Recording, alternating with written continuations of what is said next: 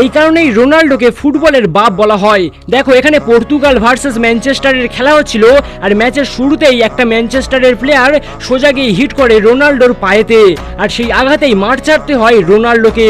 আর এই সুযোগেই ম্যানচেস্টারের প্রত্যেকটা প্লেয়ার খুবই গোল করতে থাকে এবং এনজয় করতে থাকে, কিন্তু ওরা হয়তো ভুলে গিয়েছিল যে সিংহ সবেমাত্র আহত হয়েছে, এখনো পুরোপুরি মারা যায়নি।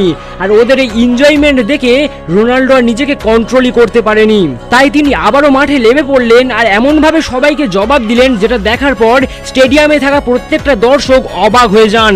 এখন তোমরাই ওই ভিডিওটাকে দেখো, কিন্তু তার আগে প্রত্যেকবারের মতো যারা ক্রিশ্চিয়ানো রোনাল্ডোর রিয়েল ফ্যান তারা কমেন্টে CR7 লিখবে, আর ভিডিওটাতে লাইক করে সাবস্ক্রাইব করতে ভুলবে না।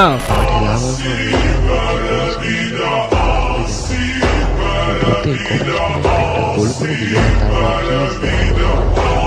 আমারও একটা গোল করলো, সেটার